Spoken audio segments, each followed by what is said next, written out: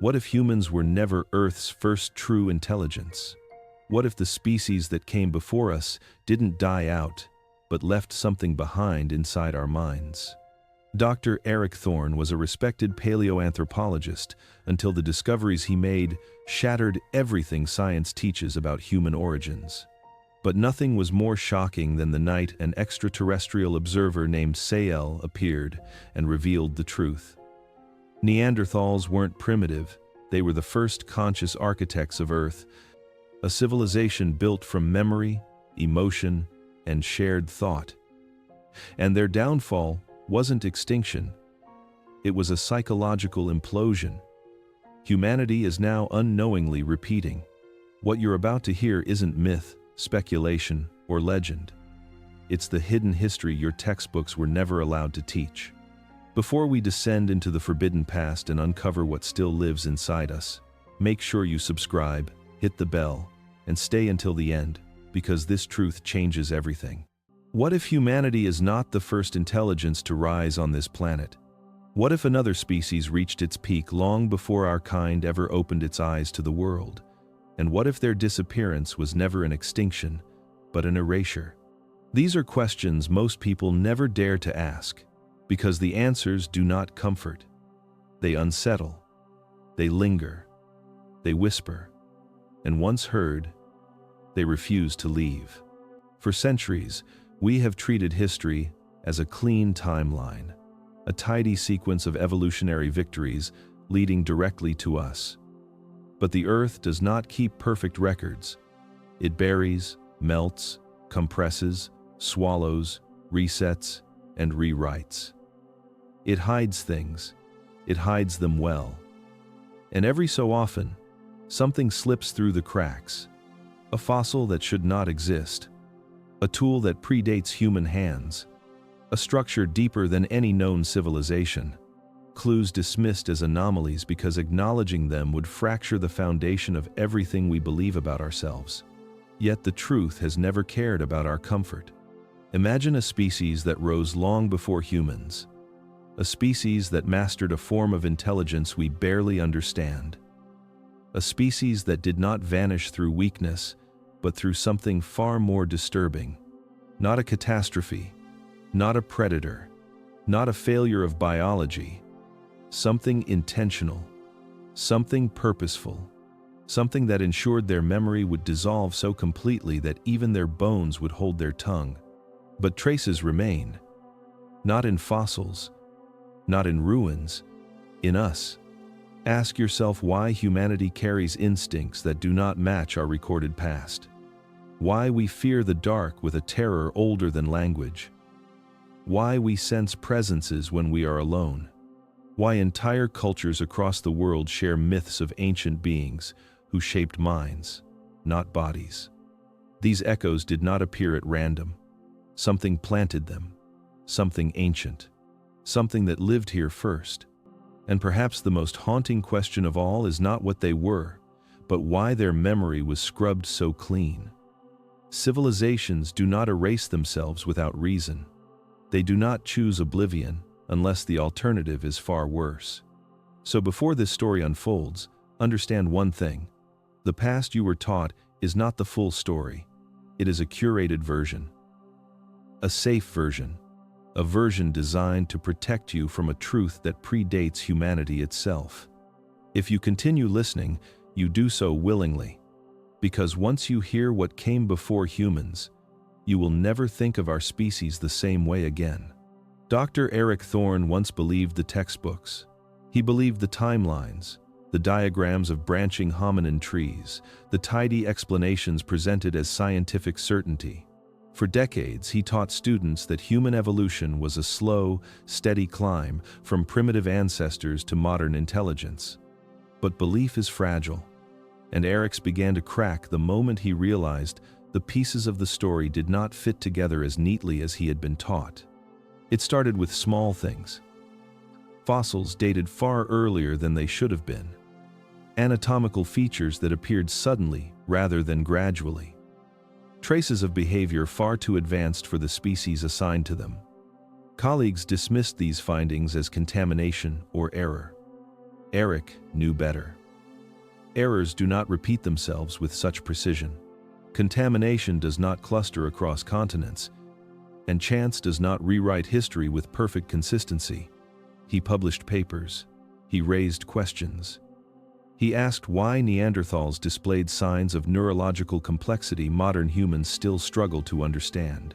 He asked why certain cave sites contained overlapping occupation layers that defied chronological order. He asked why genetic evidence pointed toward interbreeding events far older than any accepted migration timeline. For every question he asked, he received silence or ridicule. Universities labeled him sensationalist. Funding agencies quietly avoided his name. Conference invitations stopped arriving. In the academic world, punishment rarely comes with confrontation. It comes with absence. The world simply stops listening. Aric did not resent them. Instead, he resented the feeling that he was being pushed away from something he was meant to discover. He found himself returning to the same questions late at night, staring at fossil catalogs, radiometric charts, and genetic datasets. Again and again, he felt the same quiet realization forming like a shadow at the edge of his consciousness. Something was wrong with the official story. Not slightly wrong, entirely wrong. Every breakthrough in his research only deepened the mystery. Neanderthals showed patterns of cognitive and emotional development that outstripped early Homo sapiens. Some skeletal features hinted at neural pathways optimized for forms of perception we cannot even measure. And scattered among their remains were objects whose purpose could not be explained within the boundaries of accepted prehistory. By the time Aric turned 50, he no longer believed he was studying extinct hominins. He believed he was following the footprints of a forgotten intelligence. And he sensed that whatever erased them was not finished. The package arrived without a return address, without a sender's name, without even the courtesy of a stamped origin. It appeared on Aric Thorne's doorstep early in the morning, resting innocently against the cold concrete, as if it contained nothing more significant than books or spare lab equipment. But the moment he lifted it, he felt a heaviness that was not physical. The box was light. The implication inside it was not. When he opened the lid, tissue paper peeled away to reveal a skull. Not a replica, not a cast. An authentic Neanderthal cranium, its bone marked by time, mineralization, and the faint scent of ancient earth. Aric had handled hundreds of Neanderthal remains in his career, enough to recognize their familiar contours at a glance. Yet this one was different, disturbingly different. The cranial vault was larger, not by a small margin, but by an amount no known specimen had ever approached. The curve of the skull suggested an expanded frontal lobe, the kind associated with higher reasoning, complex planning, and forms of consciousness modern humans barely achieve. Along the inner bone surface, faint ridges formed patterns he had never seen in any hominin. These ridges hinted at dense neural bundling, almost like biological architecture designed for layered cognitive processing. He ran his fingertips across the structures, feeling a coldness the room's air could not account for. Then he noticed something else. Embedded deep within microscopic channels of the bone were traces of metallic isotopes. Not elements foreign to Earth, but distributions so unnatural they might as well have been.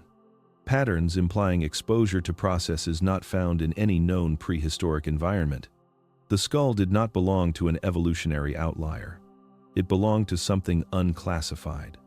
Aric examined the accompanying note, a single sheet of plain paper with one sentence typed neatly in the center. It read, "They were more than you think."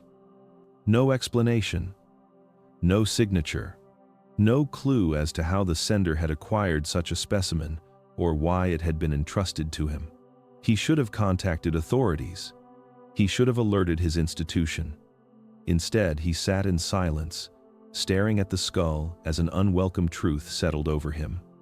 This was not an anomaly. This was evidence. evidence of a mind that should never have existed according to the story humanity tells itself. And as he studied the impossible fossil, he felt the unsettling certainty that whoever sent it did not simply want him to see it. They wanted him to understand it, and they knew he would. The timeline of human origins is presented as a clean ascent, but the Earth rarely respects the stories humans prefer. When Aric examined the geological layers surrounding the impossible skull, he discovered signals that contradicted everything modern anthropology claimed. Beneath sediments long believed stable, he found chemical residues inconsistent with natural environments and impossible to attribute to wandering hominins. These traces suggested deliberate processes, controlled heat, and ritualized activity far older than 40,000 years. The deeper he dug, the more the ground revealed a chronology stretched beyond accepted limits, hinting at forgotten epochs. In soil cores taken from ancient floodplains, Aric detected microscopic metallic fragments requiring temperatures no prehistoric hearth could ever produce. Their presence implied technology, not coincidence, a level of sophistication attributed to neither Neanderthals nor early Homo sapiens. Yet the dating remained stubborn, pointing to a time when humans were still marginal figures in nature's hierarchy. Stratigraphic layers showed abrupt changes in Neanderthal behavior, shifting from functional simplicity to advanced patterns, then collapsing without transition.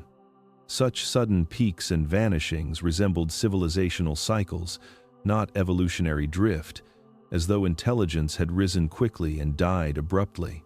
Additional bone fragments revealed genetic bottlenecks occurring long before the commonly accepted extinction window, implying waves of population rise and fall. Populations do not fluctuate so drastically without cause, especially if driven only by climate or competition. Something else had intervened. Something that disrupted an emerging intelligence before leaving no visible traces behind. Even more troubling, the collapse appeared synchronized across widely separated regions, indicating a force acting on a continental scale. Aric felt the weight of implication forming like static in his mind, a realization he had avoided for years. Neanderthals had not simply disappeared. Their story had been overwritten, their true timeline compressed into a convenient fragment. The Earth was whispering a version of history unrecorded by science and unacknowledged by scholars guarding comfortable narratives. It suggested that an older intelligence rose long before humans walked with awareness, then vanished intentionally or by design. Whatever ended them acted with precision, leaving only scattered hints buried in layers few scientists ever examined closely. And as Aric connected each clue, he sensed the truth emerging from below, patient and ancient, waiting to be named.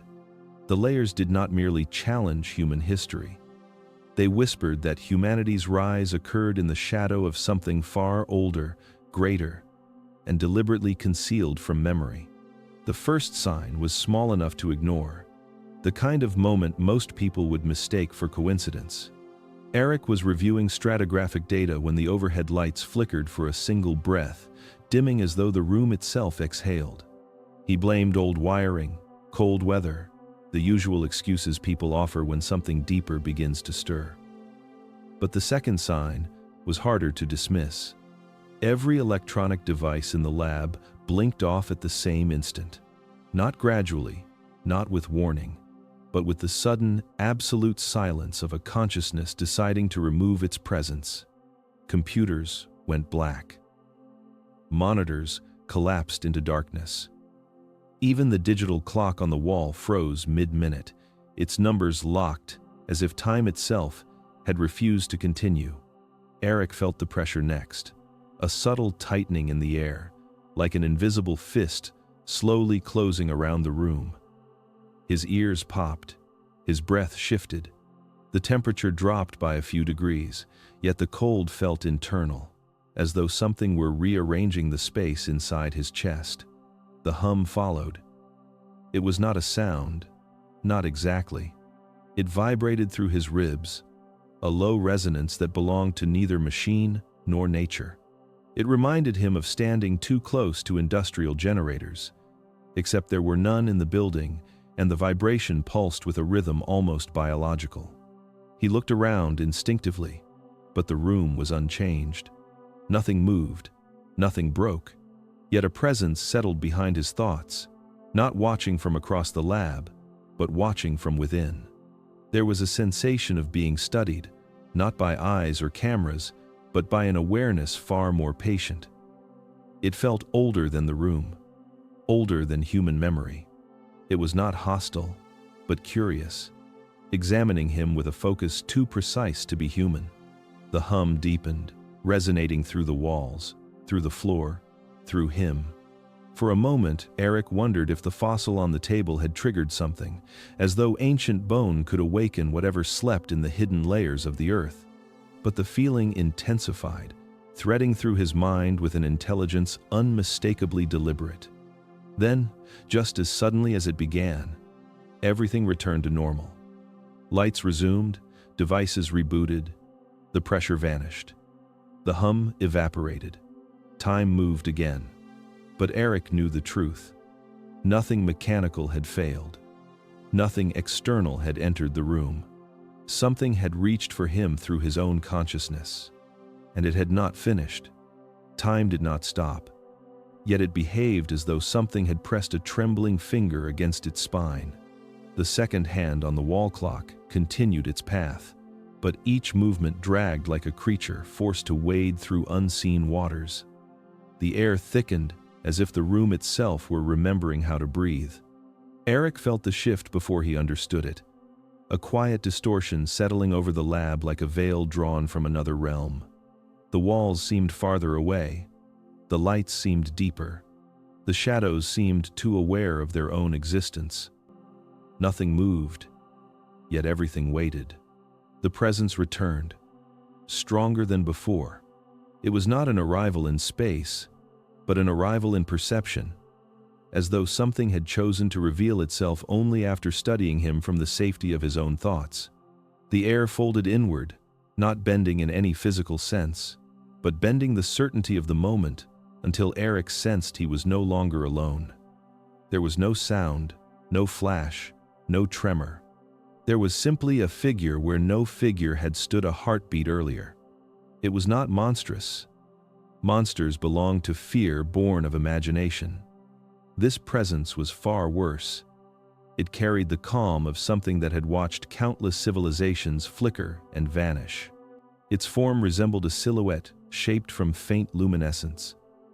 Edges soft, contours shifting like reflections on still water.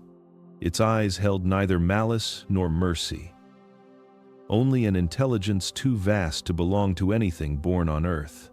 The presence regarded him with quiet precision.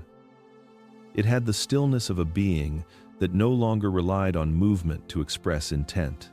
Aric felt his mind adjusting involuntarily, as though his thoughts were aligning to comprehend what his senses could not. The name appeared in his consciousness without language, without introduction, as if it had always been there, waiting to surface. Sael. The syllable formed with a weight that suggested ages beyond memory, a name carved from a lineage older than human history. The figure's calm was not comforting. It was the calm of something that understood reality as easily as Aric understood breath. Its very existence implied that human knowledge was only a dim fragment of a far larger structure. And as the presence stood in the silent lab, time resumed its natural flow, though the moment felt permanently altered. Aric understood that nothing in his world would remain ordinary again. Sael had arrived. The first thought was not Aric's. It drifted into his mind with the softness of a memory and the force of an intrusion. A whisper without sound, a presence without shape, forming words that were not spoken yet arrived fully formed. He felt his own name echo through the chambers of his awareness, not as a greeting, but as a statement of ownership. As though the one speaking it had known him long before this moment. Aric Thorne. The syllables carried a weight that did not belong to human understanding, a weight suggesting familiarity deeper than anything earned through observation. Then came the second wave. Fragments of his life surfaced unbidden. His abandoned dissertation topics, his hidden frustrations, the pages of research he had written in secret and never submitted, the questions he never dared speak aloud. Each memory rose with perfect clarity, as though someone were turning the pages of his mind with deliberate intent. There was no violence in the intrusion, no sense of attack. Instead, it felt like a hand brushing away dust. Exposing truths he thought he had buried from everyone, even himself. He tried to form a question, but the thought dissolved before it became language. The presence answered anyway, as if responding to an emotion rather than words. It conveyed understanding, not in sentences, but in an impression of vastness, a consciousness layered far beyond the boundaries of any human mind. Aric felt the scale of it, the calm depth of an intelligence that regarded time as a familiar companion and species as passing seasons. The name surfaced again, clearer this time, as though Sael were pressing it gently into his awareness. Another impression followed, one that felt like inquiry wrapped in inevitability. A question offered without pressure, yet charged with the gravity of ancient consequence. Did he want to know the truth? Not the academic truth shaped by textbooks, not the comforting truth offered to civilizations to keep them from unraveling. The real truth, the one that preceded humanity, the one erased long before humans took their first steps. Aric felt his breath tighten, not from fear, but from a recognition forming in the depths of his mind. Something had ruled this world before his species. Something intelligent. Something powerful. Something forgotten. The question lingered without urgency, waiting for him to decide. Did he truly want to know who came before humans? Sael already knew the answer.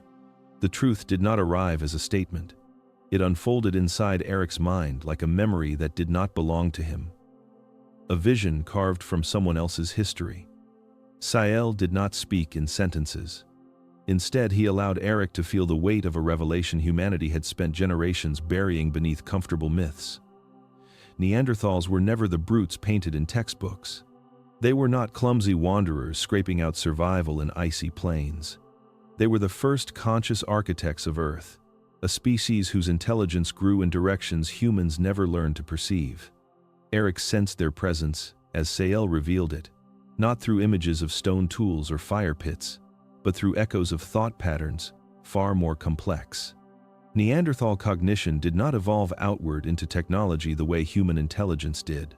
It evolved inward, rooting itself deeply in emotional resonance, shared awareness, and a form of collective perception that allowed entire groups to think in synchrony. Their intelligence was not measured by tools, but by connection, not by structures of wood or stone, but by the intricate architecture of their minds. He felt the emotional clarity they possessed, a depth of empathy that allowed them to experience the inner states of others with frightening accuracy. Where humans used language to bridge minds, Neanderthals used attunement. They sensed one another's fears, joys, intentions, even subtle memories. Their societies were not built on dominance or power, but on harmonized decision-making, guided by a calm intelligence rooted in cooperation. This ability made conflict rare and unity effortless, forming a civilization shaped by shared consciousness rather than hierarchy. Aric understood why modern anthropology failed to recognize their sophistication. Humans search for metal, carvings, monuments, yet Neanderthal achievements were internal, structured within neural networks rather than physical artifacts. What they built did not survive erosion or time because it was never meant to. Their cities existed in patterns of communal thought, their knowledge preserved in memory webs sustained by collective minds. As Sael deepened the revelation, Aric sensed the subtle tragedy hidden beneath it. Humanity's portrayal of Neanderthals as primitive served a purpose. It allowed humans to believe they were Earth's first refined species, the pinnacle of evolution. But the truth was older, stranger, and far more humbling. A greater intelligence walked these lands long before humans learned to speak, an intelligence extinguished not by weakness, but by something far more deliberate. And humanity had inherited only the faintest shadow of what they once were. The next revelation drifted into Aric's awareness like a tide rising beneath his thoughts. It was not shown to him but felt through a knowing that settled into the deepest parts of his mind. Neanderthals were not isolated beings navigating the world as individuals. Their minds were built for connection in ways modern humans have never fully understood.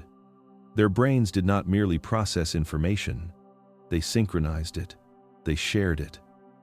They lived within a cognitive architecture that linked them together so seamlessly that language, as humans use it, was almost unnecessary. Aric sensed the flow of their consciousness, a gentle hum of emotional resonance forming the foundation of their communities. When one felt fear, the others sensed its origin. When one discovered food or shelter, the knowledge echoed through the group in moments. Their unity was not mystical, it was neurology.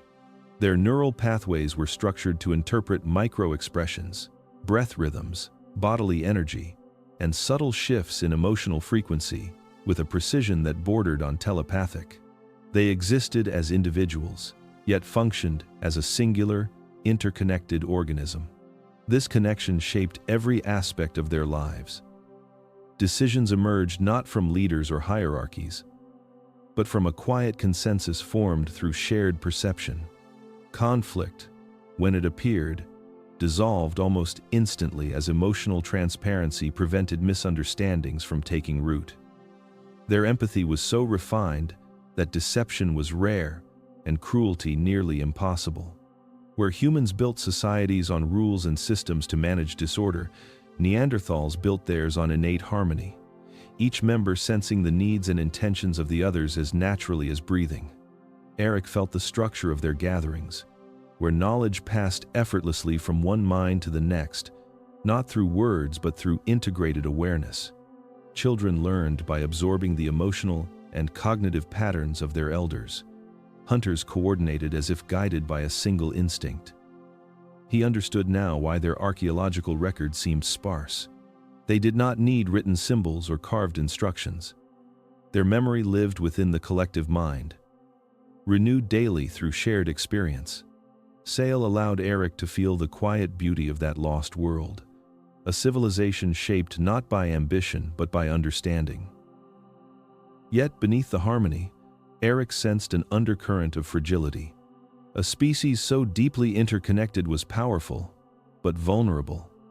Their greatest strength could also become their undoing if the balance that held them together ever fractured. And somewhere in that connection, the first shadows of their downfall had already begun to form. The vision emerged not as imagery but as sensation, a slow blooming of understanding that expanded through Aric's mind until it formed a landscape unlike anything preserved in human memory. Neanderthal civilization did not rise from stone or metal. It unfolded from the living world itself, shaped by perception, resonance, and the deep cognitive bonds that joined their minds into a single, fluid intelligence. Sael allowed Aric to perceive their cities the way the Neanderthals had perceived them. Not through sight alone, but through a layered awareness that merged emotion, intention, and environment into a unified experience. Structures rose from bio-reactive materials coaxed into form by collective will. These materials responded to emotional frequencies, growing and reshaping themselves as the community shifted in purpose. Walls pulsed with faint luminescence, reflecting the mental harmony of those who lived within them. Roofs curved like organic arches, strengthened by synchronized intention rather than physical reinforcement. Knowledge was stored not in libraries, but in living fibers woven into the architecture itself, fibers that responded to touch by releasing memories in streams of sensation and insight. Aric felt how the Neanderthals guided these creations. Groups would gather in silence, their heartbeat rhythms aligning, their breathing patterns synchronizing. Through harmonic resonance, they extended their collective focus, influencing the bio-reactive material to expand, contract, harden, or soften. Buildings grew like living sculptures, formed not by tools, but by the shared consciousness of the community. Their cities were quiet places, yet filled with a presence that vibrated gently beneath every surface, a constant reminder that creation itself was a communal act. Paths connected structures in patterns mirroring neural networks, designed to promote effortless movement and cognitive flow. Water channels carried purified streams, guided by mineral frequencies tuned to maintain balance within the ecosystem. Gardens thrived in responsive soil, enriched by symbiotic organisms that evolved alongside Neanderthal intention. Every element of their environment participated in their civilization, each part shaped by and contributing to the collective mind that sustained it. Aric realized why humans had found so little evidence of these societies. Their creations were never meant for permanence. When Neanderthal communities dissolved or migrated, the structures they built returned gracefully to the earth, dissolving into soil and memory. Their cities were not monuments to endure time. They were expressions of presence, existing only as long as the minds that shaped them remained in harmony. And beneath their beauty lay a vulnerability no human civilization had ever faced. The beginning of their decline did not arrive with catastrophe or violence. It arrived with curiosity. The same innocent curiosity that drives every intelligent species to reach beyond its limits. Neanderthals, whose minds were woven together through shared resonance, discovered something remarkable within their cognitive network. Their emotional frequencies could be shaped. Their perceptions could be guided. Their memories were not fixed anchors but fluid structures influenced by the collective atmosphere. What began as a gentle refinement of communal harmony gradually evolved into something far more powerful and far more dangerous. Aric felt this shift through Sael's transmission not as a single moment, but as a subtle drift, like a current changing beneath still water. Neanderthals had always sensed one another deeply, their empathy forming the foundation of their unity. But as their understanding of resonance deepened, they uncovered the ability to nudge emotional states with intention. A troubled mind could be soothed. A fearful heart could be calmed. A dissonant individual could be brought back into harmony. It felt like progress, like healing, like an advancement in collective well-being. Yet within this newfound ability lay the seed of their unraveling. Over time, the gentle adjustments became more deliberate. Leaders, once chosen by communal intuition rather than authority, learned they could guide the emotional tides of entire groups. Memories that caused distress could be softened by subtle shifts in resonance. Conflicts could be prevented before they emerged through careful manipulation of mood. Even perceptions of the outside world could be filtered, enhanced, or muted with collective intention. None of this was seen as control. It was viewed as refinement, a way to maintain unity in an increasingly complex society. Aric sensed how intoxicating such power became. Imagine a world where grief could be dissolved with a thought, where fear could be unmade, where uncertainty could be replaced with clarity. They believed they had transcended suffering. They believed they had mastered the architecture of the mind. But what they did not realize was that any manipulation, no matter how gentle, requires someone to guide the process. And once a guide exists, the balance shifts. Influence becomes authority. Authority becomes reliance. Reliance becomes dependence. Their civilization, once a free-flowing network of minds, began to form subtle nodes of influence. Individuals with stronger emotional resonance could shape communal states more effectively. Those gifted with sharper attunement grew revered. Their intentions held more weight. Their perceptions gradually became the lens through which others experienced the world. The first fractures formed quietly. A disagreement smoothed too quickly.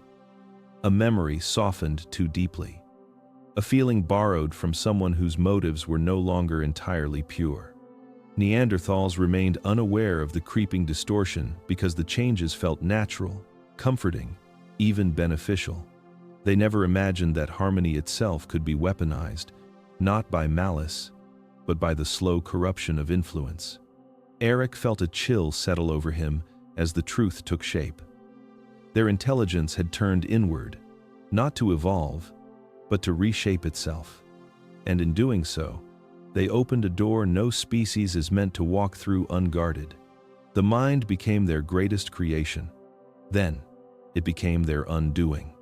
The next descent into their forgotten history unfolded within Aric's mind like a long, sealed chamber opening to stale air. Sael revealed how the subtle art of emotional resonance, once used to soothe and unify, transformed into something far more invasive. The shift did not happen quickly. It crept through their society like an unseen tide, altering the foundation of their consciousness before anyone realized what had been lost. Neanderthal communities were built on shared awareness. Their minds opened to one another naturally, guided by empathy rather than suspicion. This openness made them powerful, but it also created a vulnerability no species should ever hold. When their leaders discovered they could influence emotional states with deliberate precision, the revelations came quietly at first. A grieving parent, relieved of unbearable sorrow. A traumatized hunter freed from recurrent fear. A distraught elder calmed by removing memories of a painful mistake. These were celebrated as acts of compassion. Their society believed it had mastered the human condition itself. But compassion without boundaries can become something else entirely. The first true breach occurred when a group of influential Neanderthals, gifted with unusually strong resonance, realized they could adjust not only emotions, but the emotional significance of memories. They could soften certain events, amplify others, or dampen the internal responses that shaped identity. What began as healing soon expanded into a method for guiding behavior. A hesitant worker could be made confident. A restless adolescent could be made obedient. A questioning mind could be made agreeable. There was no violence in these acts, no force, no visible coercion. The adjustments felt like relief, like clarity, like the removal of burdens no one wished to carry. And because it was done through resonance rather than speech, most never realized their feelings were being shaped by someone else's intention. Aric saw the chilling implications. A society that once valued mutual understanding now slipped into quiet conformity. Not because its members were compelled, but because they no longer recognized which feelings were truly theirs. Leaders began erasing what they considered disruptive emotions. Grief, though natural, was viewed as destabilizing. Fear, though protective, was seen as primitive. Anger, though informative, was deemed harmful. Slowly, entire emotional spectrums dulled until only states that supported harmony remained. But harmony without dissent is not harmony at all. It is control. Those who had influential resonance did not initially seek power. They believed they were protecting their people from suffering. Yet each correction made the population more pliant. Each manipulation made collective decisions easier to steer. Their civilization became a sculpted consciousness, guided by a handful who shaped the emotional reality of thousands. And because no one felt distress, no one questioned the changes. A species that once lived in incredible emotional depth drifted into a state of engineered calm, unaware of its own diminishing autonomy. Aric felt a heavy dread settle over him. This was not the fall of a primitive people. It was the collapse of a species that tried to perfect the mind, only to fracture it. The Great Breach was not an event but a transformation. A quiet shift when healing crossed the threshold into unseen domination. The tragedy was not that they were controlled. The tragedy was that they felt nothing wrong at all. The revelation seeped into Aric's consciousness with the slow inevitability of a truth long buried beneath layers of collective forgetting. Sael's transmission shifted, drawing connections across time with unsettling clarity. Human mythology, scattered across continents and cultures, began aligning in patterns Aric had never considered more than symbolic dreams or exaggerated folktales. Yet now, viewed through the lens of Neanderthal resonance, those myths no longer resembled metaphor. They resembled memory.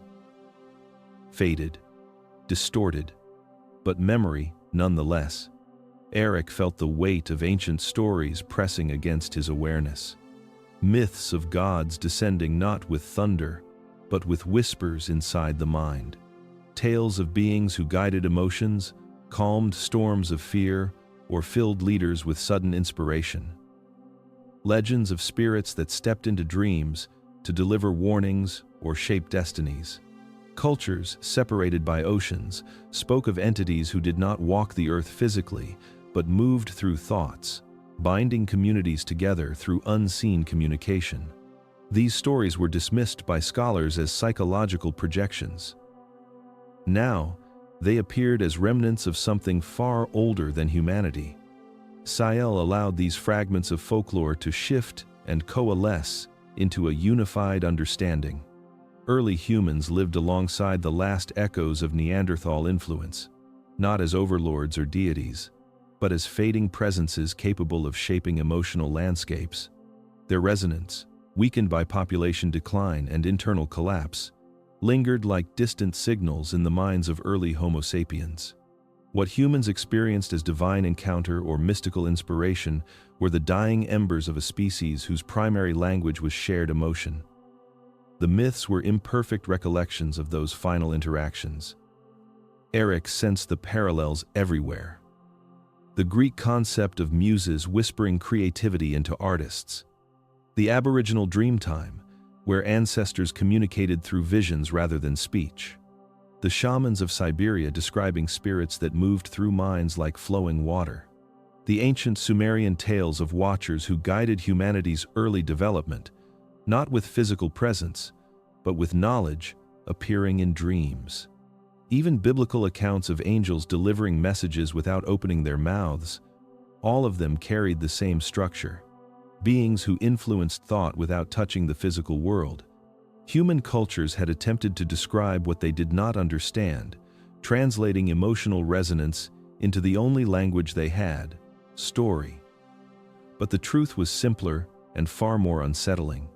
These myths were humanity's fragmented attempts to interpret a species whose mind operated on frequencies modern brains can barely detect. The more Aric connected these threads, the more he understood why the myths endured. They were echoes, passed down through fear, reverence, and confusion. Echoes of a consciousness so intertwined with emotion that humans mistook it for supernatural intervention. Sael confirmed this without judgment. Myths are the shadows cast by a forgotten truth, and humanity preserved them unknowingly, carrying forward the faint imprint of a species that once shaped minds like clay. Aric felt an eerie stillness settle within him. The stories humans had told for tens of thousands of years were not inventions of imagination. They were the distant memories of a world where thoughts themselves could intertwine. And buried within those myths was a warning that no civilization had ever fully understood. The collapse revealed itself in Sael's transmission, not as an explosion or a single moment of destruction, but as a gradual unraveling of something once beautifully intricate. Neanderthal society had thrived on unity, their minds woven together through delicate threads of emotional resonance. That connection was their strength, the foundation of their civilization. Yet the same network that allowed them to flourish became the mechanism of their downfall. When the balance of resonance shifted, the fabric holding them together began to tear in ways no species could survive. Aric felt the unraveling like a shadow creeping across the edges of an ancient memory. Emotional manipulation, once subtle and restorative, had given certain individuals the ability to sway entire communities. At first, the influence was soft, barely noticeable. But as leaders discovered how effortlessly emotions could be shaped, they began to push boundaries. A hesitation softened here, a fear erased there, a doubt smoothed into compliance. These adjustments seemed harmless, even beneficial. So no one questioned when the influence deepened. But minds built for synchrony do not survive division. As leaders competed for emotional guidance, their intentions clashed. Resonance frequencies that once aligned smoothly began to interfere with each other. Subtle discord amplified across the network, spreading like hairline fractures through crystal. The result was not anger or rebellion, it was neurological confusion. A species whose cognition relied on collective harmony suddenly faced conflicting emotional signals, contradictory impulses flowing through the same cognitive pathways. Their minds, designed for unity, could not tolerate dissonance. The first signs of collapse emerged quietly. A hunter freezing mid-step, unable to determine whether he felt fear or calm.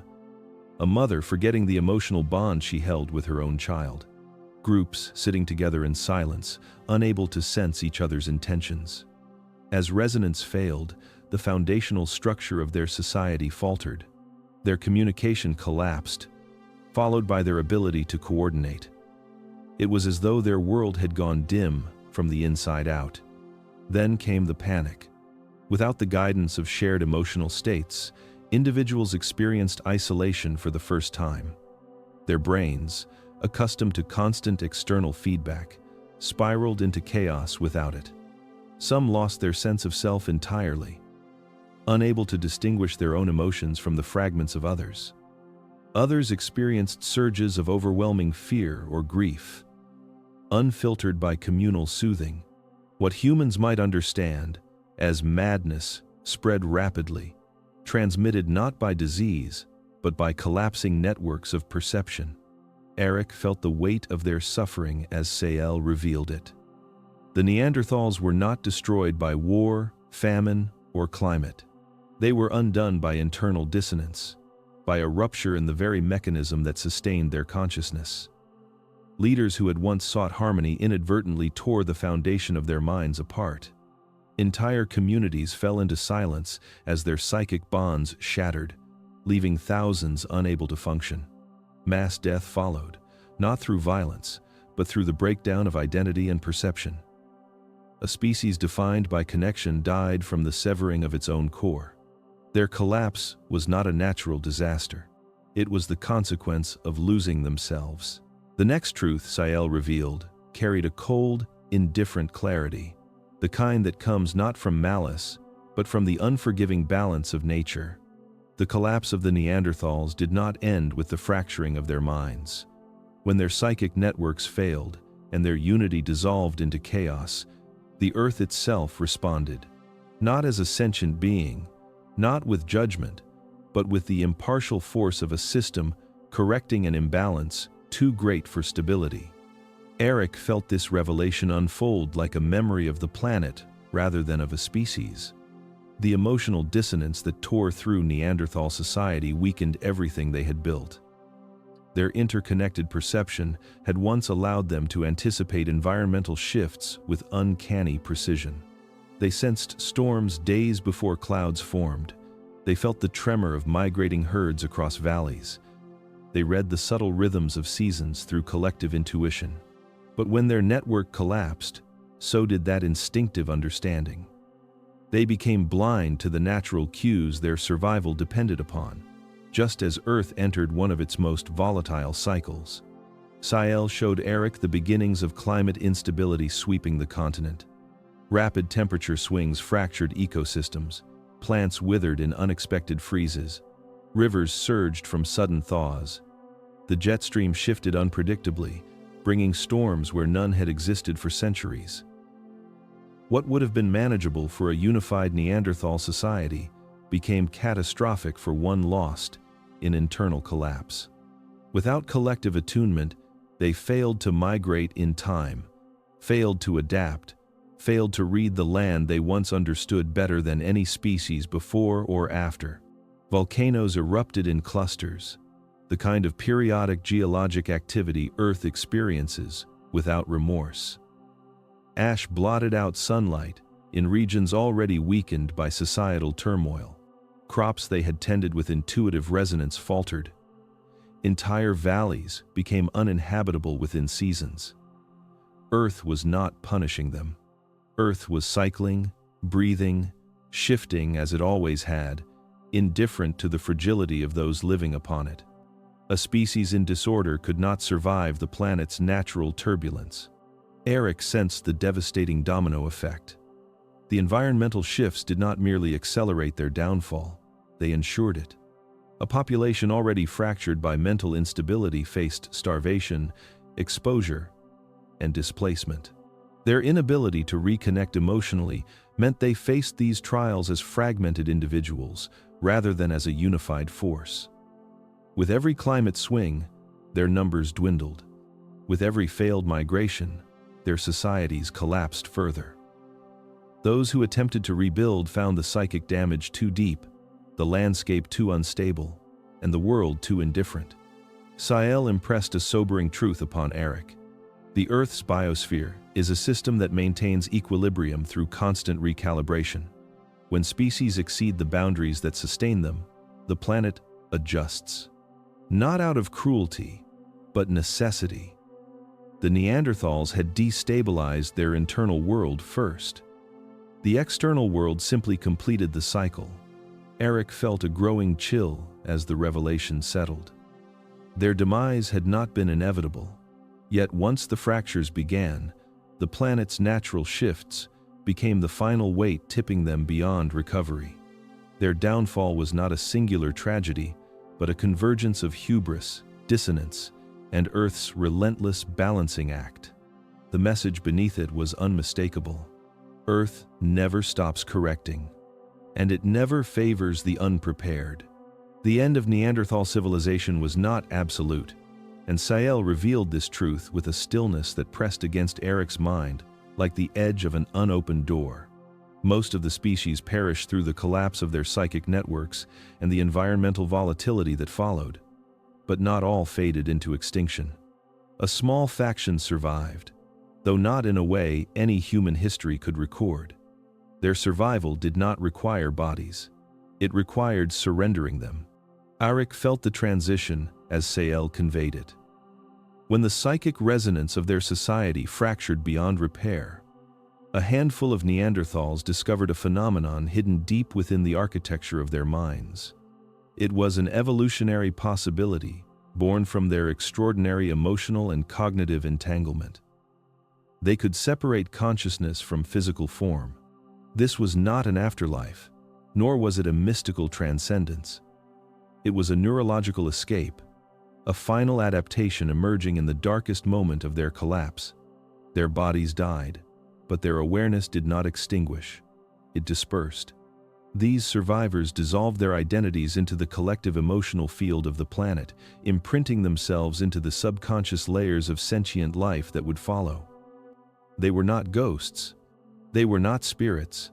They were residual patterns of thought, fragments of a once unified consciousness lingering like faint echoes through the corridors of evolutionary time.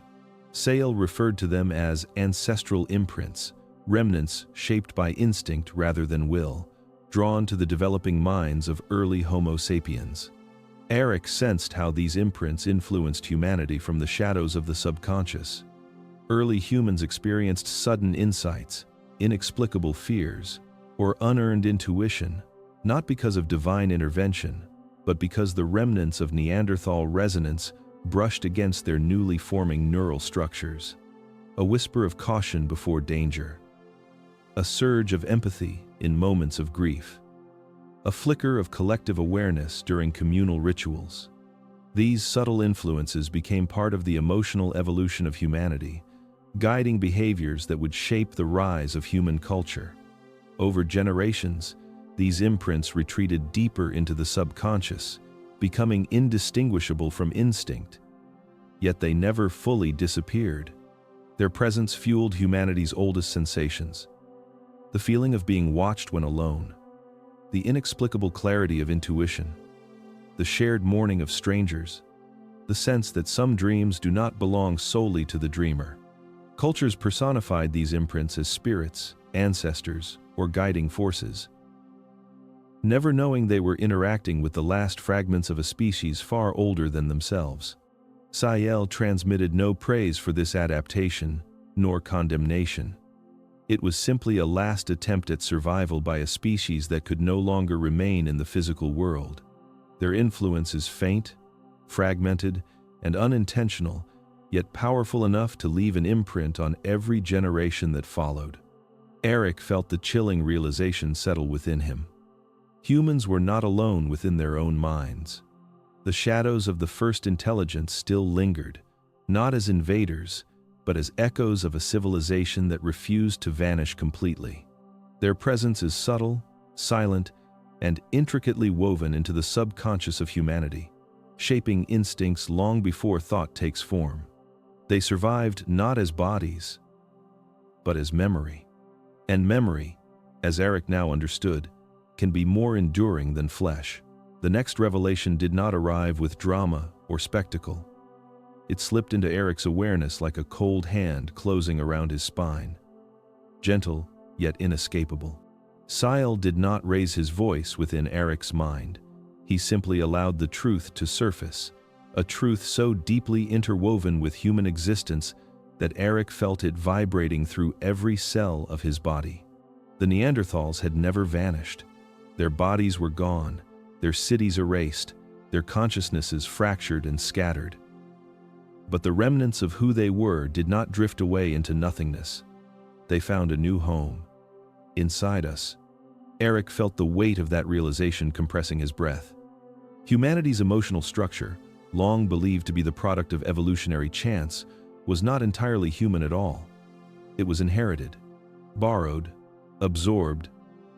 As Homo sapiens expanded across the ancient world, their minds encountered the lingering psychic signatures embedded within the biosphere. Those signatures did not communicate in words or thoughts. They influenced through emotion, through instinct, through the raw impulses that form the foundation of cognition. Sael allowed Aric to perceive this inheritance the way ancient humans might have felt it without understanding. A flicker of terror in the dark, sharp and immediate, not because danger was present but because the echo of a Neanderthal survival instinct pulsed from deep within the subconscious. A surge of empathy so strong it caused tears without reason, because a fragment of their collective compassion resonated through the emotional pathways humans developed.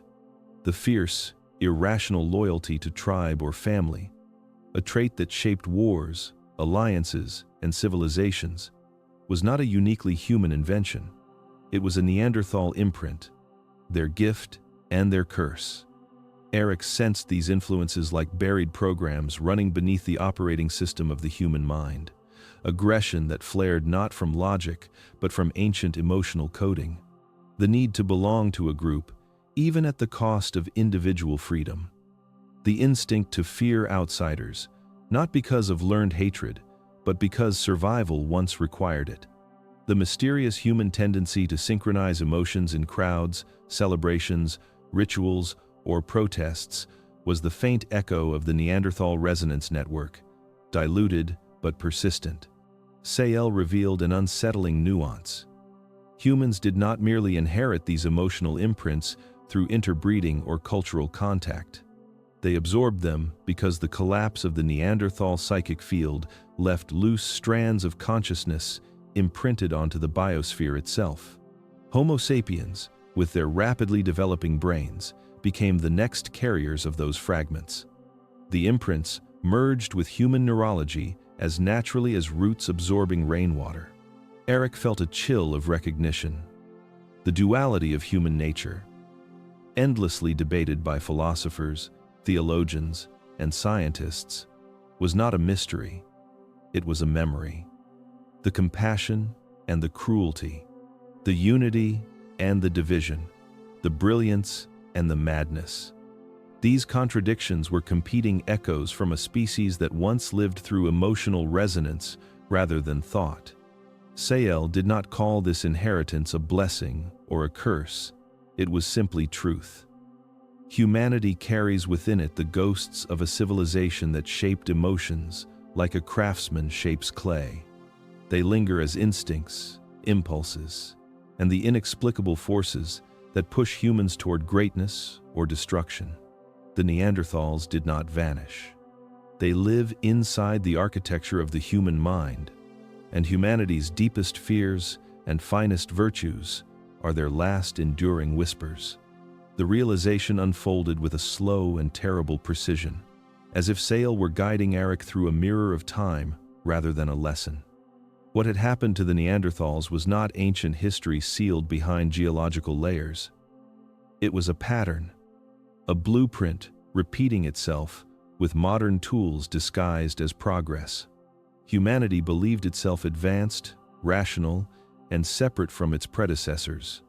But Sael showed Aric how the same emotional architecture inherited from Neanderthal resonance was now being fed into machines, magnified by algorithms, and weaponized by systems no single human could fully understand. Aric felt a chilling recognition as Sael traced the parallels. Neanderthals collapsed when emotional influence became concentrated among leaders who learned to shape perception. Modern civilization had done the same, except the new leaders were not individuals. They were networks, platforms, and predictive models designed not to heal or unify, but to optimize attention, amplify emotion, and fragment collective thought into manipulable currents. Humanity had built digital versions of the psychic networks the Neanderthals once inhabited, but without the safeguards of instinctive balance or communal empathy. Algorithms had learned to read human emotions better than humans could understand themselves. Every fear, every longing, every insecurity was measured, processed, analyzed, and mirrored back with precision. Sael allowed Aric to feel the invisible architecture, a web of influence stronger than language, stronger than logic, stronger than conscious will. Social media did not simply show people information. It shaped what they desired, what they hated, what they envied, and what they feared. It sculpted emotional reality just as Neanderthal leaders once sculpted the resonance field, turning subtle suggestion into unbreakable belief. Echo chambers formed digital tribes, mimicking the ancient collective neural clusters that once defined Neanderthal society. People synchronized their reactions, aligned their outrage, and mirrored each other's emotional states in real time. Entire populations pulsed with collective anger or panic, not because of shared experience, but because of synchronized stimuli crafted by systems seeking engagement. It was resonance without wisdom, unity without reflection, connection without stability. The human mind, built on inherited emotional frameworks, fell into these patterns as naturally as breathing. Sael revealed the most unsettling parallel. When Neanderthal leaders discovered emotional editing, they used it to suppress grief, fear, and dissent. Humanity had invented digital equivalents, filters to erase discomfort, feeds curated to remove opposing viewpoints, notifications designed to soothe or inflame. A world engineered to deliver emotional convenience mirrored the same fatal pathway. The gradual removal of friction, the narrowing of understanding, the collapse of nuance. A species that avoids emotional complexity becomes vulnerable to manipulation, just as the Neanderthals became vulnerable to their own leaders. Aric sensed the convergence accelerating. Human attention was fragmenting faster each year. Memory was externalized into machines. Emotional states were hijacked in milliseconds. And beneath it all, the inherited echoes of Neanderthal resonance responded to these stimuli instinctively, unaware that they were walking the same path. A path toward division, disorientation, and the fracturing of collective perception. Humanity believed it was building a future. Sael showed Aric that it was reconstructing a past. The downfall of the Neanderthals did not begin with catastrophe. It began with the distortion of shared emotional reality. And humanity, armed with technology far more powerful than psychic resonance, was unknowingly recreating the same conditions at global scale. The cycle was repeating.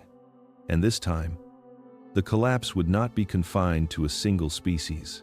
The truth of Sael's presence settled over Aric with the slow, deliberate certainty of a tide reclaiming a shore. Sael had not come for curiosity or diplomacy. He had come because humanity had reached a threshold his species had seen before, a precipice that marked the final moments before a young civilization triggered its own unraveling.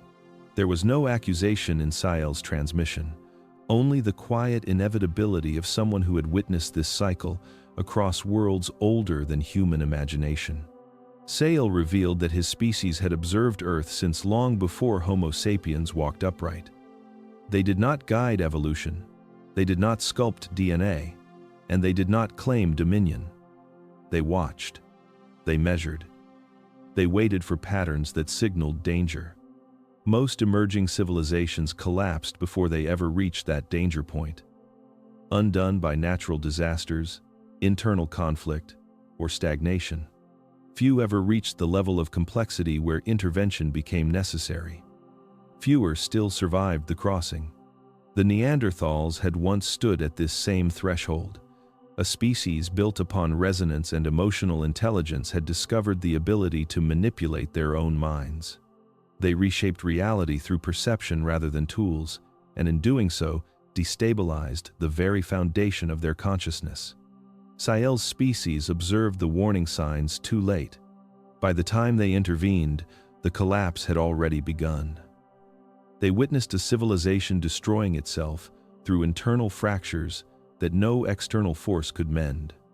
Aric felt the weight of that ancient regret within Sael's transmission. It lingered like a scar carved into memory. Humanity, Sael explained, was now approaching the same inflection point, not through psychic resonance, but through the digital architectures they had woven across the planet.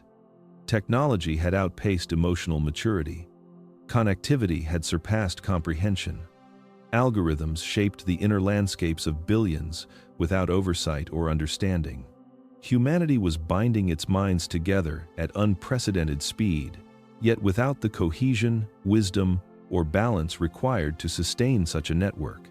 Sael's species intervened only when three conditions converged: a civilization gaining the power to alter collective perception, a rapid acceleration of internal fragmentation, and an ignorance of how close it stands to self-erasure. Humanity had met all three with alarming precision. Aric sensed the urgency beneath Sael's calm explanation. Humans were not simply repeating the Neanderthal downfall. They were accelerating it. Their networks reached farther, their emotional manipulation tools worked faster, and their divisions deepened more violently than any Sael had ever observed. The threshold was not a metaphor. It was a measurable shift in global emotional resonance, a detectable imbalance rippling through the species. Sael had come because the window for course correction was closing. His species did not save civilizations. They did not impose solutions. They offered perspective at the precise moment when awareness could still alter destiny. Beyond that moment, collapse became a self-propagating force.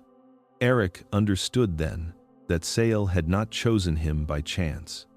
Sael had chosen him because his mind stood at the intersection of knowledge, doubt, and possibility. Because he could carry the message in a way others might still hear. Sael came not to change the future. He came because humanity still had one left to choose. The future unfolded before Aric, not as prophecy, but as possibility. Sael did not present visions crafted for drama or fear. He revealed trajectories, branching paths carved from the emotional architecture of humanity itself. Each path pulsed with the weight of a species, standing at a crossroads it did not yet understand. Aric felt both overwhelmed and strangely lucid, as if the truth Sael exposed had been waiting inside him, unacknowledged but inevitable. Sael showed the first future with a clarity that felt almost serene. Humanity, confronted with the truth of its emotional inheritance, learned to master the currents within its own mind. Not through forced unity, but through awareness. Individuals recognized how their instincts were shaped by echoes of a vanished species and learned to separate reaction from intention. Technology, instead of weaponizing emotion, became a tool for expanding consciousness, enhancing empathy, and strengthening psychological resilience. Social networks evolved into platforms for reflection rather than manipulation. Entire communities learned to navigate emotional resonance with the discipline of a skill rather than the chaos of instinct. In this future, humanity did not become Neanderthal, nor did it remain what it was. It became something new, a species capable of understanding the architecture of its own consciousness. Wars diminished not because they became impossible, but because they became unnecessary. Fear lost its dominance, replaced by clarity of perception. Humans developed the capacity to hold multiple truths without collapsing into tribal division. They reached a state Sael described as emotional coherence, a rare achievement among emerging civilizations. From that coherence came innovation, not limited by ego or insecurity. Humanity stepped into its potential with awareness rather than accident. But the second future descended like a shadow swallowing the horizon. In this path, emotional manipulation continued unchecked. Algorithms deepened divisions until humans no longer shared a common reality. The inherited Neanderthal impulses toward tribal identity intensified into global hostility. Misinformation sharpened fear into weaponized paranoia. Individuals became prisoners of engineered emotional states, unable to distinguish authentic thought from external influence. Entire societies spiraled into psychological fragmentation as digital resonance fields mirrored the same dissonance that once destroyed the Neanderthals. Sael made Aric feel the collapse, not through images, but through emotional weight. A species drowning not in water, but in its own unregulated mind. Panic spreading faster than reason. Fragmentation accelerating until collective identity disintegrated. The world fracturing into echo chambers so isolated they might as well have been separate species. When the collapse finally came, it was not accompanied by fire or famine, but by the quiet implosion of a consciousness that could no longer recognize itself. The difference between the two futures was not dramatic action or cosmic intervention. It was choice. Small, persistent, cumulative choice. Sael emphasized that civilizations do not pivot because of governments or heroes, but because individuals shift their patterns. 1% choosing differently becomes 5%. 5 becomes 10. A minority creates a tipping point that alters the resonance of the whole. Aric felt the burden and the possibility intertwine. Humanity was not doomed to repeat the past, but it was poised to do so if unaware. The threshold approached with every emotionally charged click, every manipulated fear, every unexamined impulse. Sael had come because humans still possessed the capacity to choose evolution over repetition. The choice was collective, but it would begin with individuals who understood the stakes. The final revelation did not strike Aric like lightning. It seeped in slowly, a quiet truth he had always sensed but never dared articulate. Sael guided him inward, not through visions of ancient cities or collapsing networks, but through the terrain of his own mind. What Aric felt was subtle at first, like echoes in a cavern he had mistaken for silence. With every breath, the awareness sharpened. His thoughts were not solitary. His impulses were not singular. Every human mind carried passengers older than humanity itself. Sael revealed that fear did not originate with Homo sapiens. It was an inherited reflex, encoded from Neanderthals, who once survived in a world where predators hunted by shadow and scent. That primal jolt at a sudden noise, the dread of darkness, the instinct to protect territory was not evolutionary accident. It was ancient software still running beneath modern thought. Aric recognized it instantly. The fear that rose without explanation, the suspicion of strangers, the tension in crowds. They were fragments of a species that navigated danger through emotional resonance rather than reason. Domination impulses emerged from the same inheritance. Neanderthal social structures had once relied on emotional hierarchy, with leaders radiating stabilizing resonance. When their networks fractured, leadership shifted toward individuals who projected stronger emotional influence. Humans absorbed those patterns. The desire to be right, to control, to conquer, these were not merely cultural forces, but echoes carried across millennia. Aric felt a chill realizing how easily humans mistook these impulses for personal conviction, unaware they were reenacting ancient survival strategies embedded into the architecture of emotion. Tribalism, the instinct to divide the world into us and them, came into focus with terrifying clarity. Neanderthal groups were small, bonded through shared resonance. Their survival depended on loyalty within and suspicion beyond. Humanity inherited that blueprint. It shaped nations, religions, politics, even friendships. The tendency to form factions, to seek belonging at any cost, to fear outsiders, not because of fact, but because of inherited emotional coding. Aric saw it everywhere, especially in a world amplified by digital networks. Humans did not create tribalism. They simply renamed it. Sael allowed Aric to feel the duality inside modern consciousness. On the surface, logic, culture, identity. Beneath it, emotional programs, far older than human civilization. The mind was a layered construct built upon remnants of an extinct world.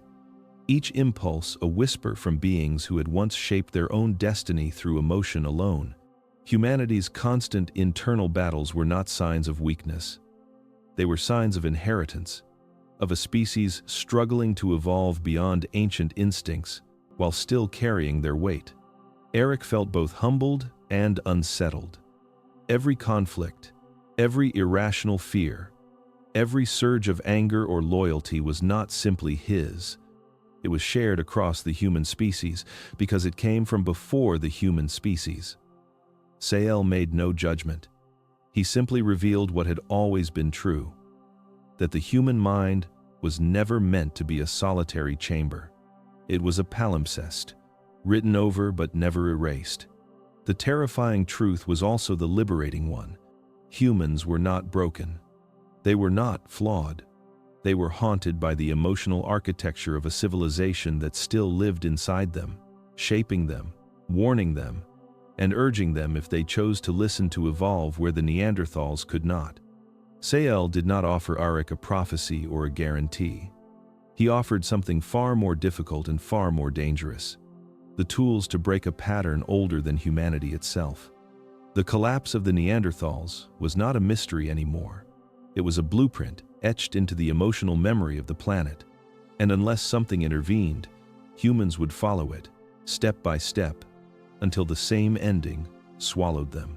Sael made it clear that breaking the ancient pattern would not rely on technology, government, or global systems. It would rely on individuals learning to master the one battlefield where collapse always begins, their own emotional landscape. Awareness was the first tool. Sael allowed Aric to see how humanity moved through the world half-blind, mistaking reflex for identity. Fear disguised as logic, tribalism disguised as loyalty, anger disguised as conviction. He explained that awareness was not a passive noticing, but an active perception. The ability to recognize when ancient impulses were steering thought. When humans could name the force pushing them, they gained the first distance from it. Awareness separated instinct from intention, creating space for choice. The second tool was self-regulation. Neanderthal demise began when individuals lost their ability to stabilize their own emotional resonance. Humans faced the same danger. Sael revealed that emotional mastery was not the suppression of feeling, but the regulation of reaction. Breath, reflection, intentional pauses, these were not trivial techniques, but defenses against inherited patterns that amplified chaos when left unchecked. A species unable to regulate itself becomes vulnerable to manipulation, both internal and external. The third tool was an allegiance to truth over comfort. Sael showed Aric how the Neanderthals fell deeper into collapse when they chose emotional ease over realities that demanded action. Humans did the same every day. By seeking environments that validated their beliefs, they narrowed their perception until it fractured. Truth, Sael insisted, is uncomfortable. It destabilizes certainty, but it also expands consciousness. Comfort narrows it until collapse becomes the only outcome. The fourth tool was emotional mastery, not in the sense of dominance, but in the sense of literacy. Humans inherited powerful emotional programs without inheriting the manual. Mastery meant understanding the languages of fear, grief, anger, and longing, seeing them as information rather than identity. Sael revealed that civilizations succeed when individuals can feel deeply without being controlled by what they feel. The final tool was transparency. Neanderthal collapse accelerated when emotional influence became hidden, unspoken, and denied. Humans were repeating this mistake through invisible algorithms, curated realities, and concealed emotional engineering. Transparency was not merely honesty, it was illumination, the revealing of mechanisms, intentions, and influences that shape collective perception. A civilization becomes resilient when its people understand how their minds are being shaped. Aric felt a strange clarity rising through him. These tools were simple, but simplicity had never been a guarantee of ease. They required individuals to confront their own biology, their inherited instincts, and their deepest fears.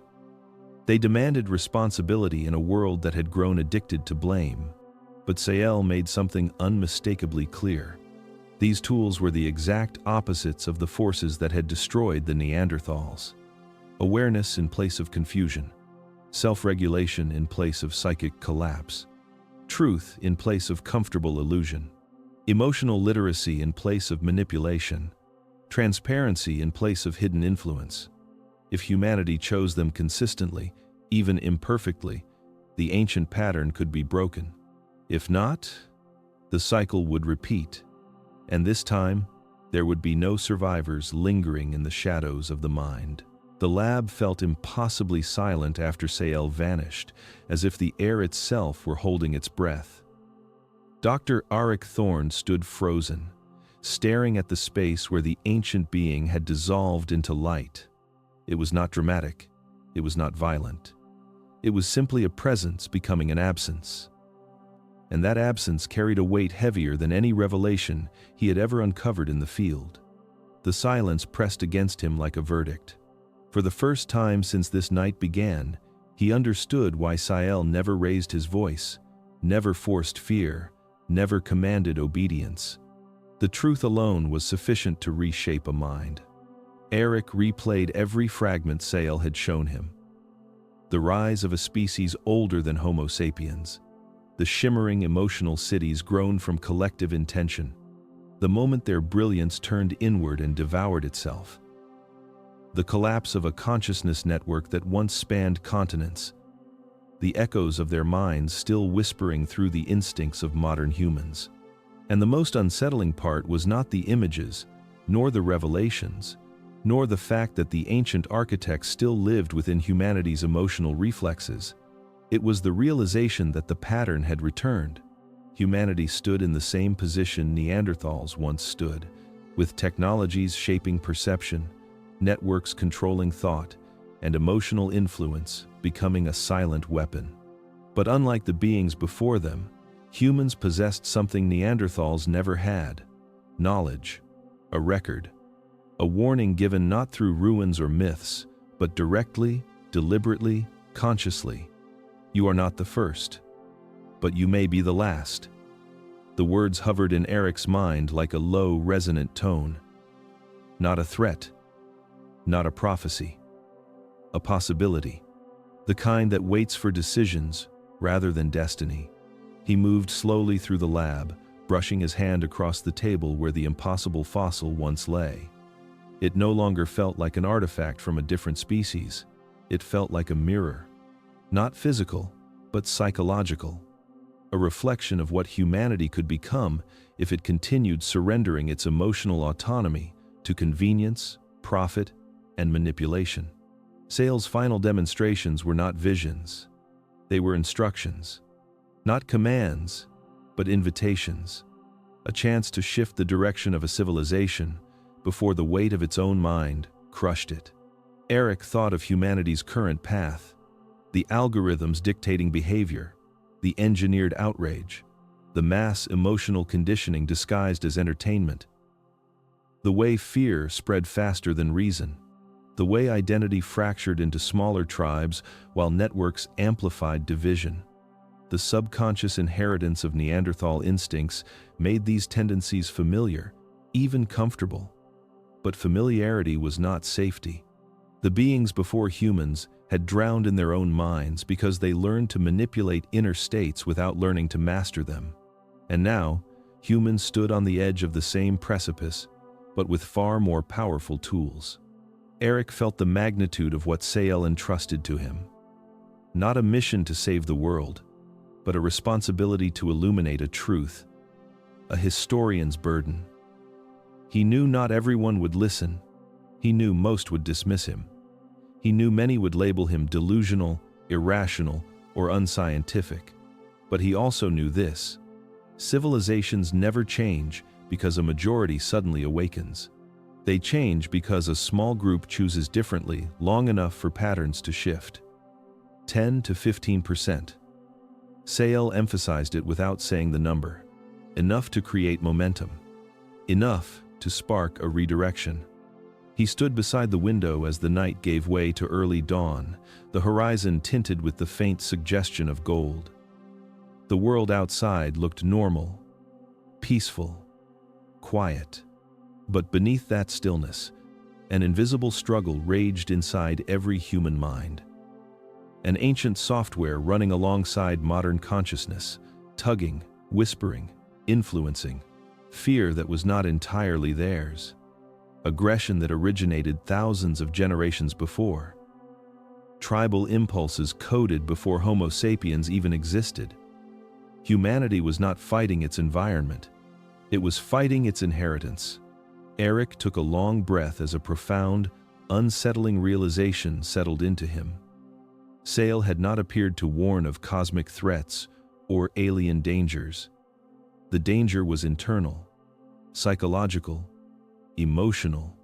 The same danger that once erased a species more sophisticated, more connected, and more intuitive than humans could imagine.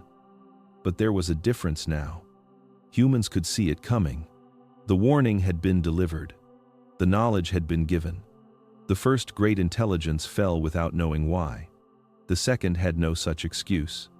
Aric turned away from the window, with a quiet determination hardening behind his tired eyes. The truth was no longer a burden. It was a responsibility.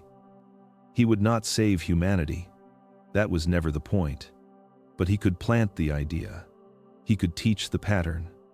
He could show that collapse was not destiny, but choice. As the first light of morning illuminated the lab, Aric understood Sael's final message. Humanity was not chosen to survive.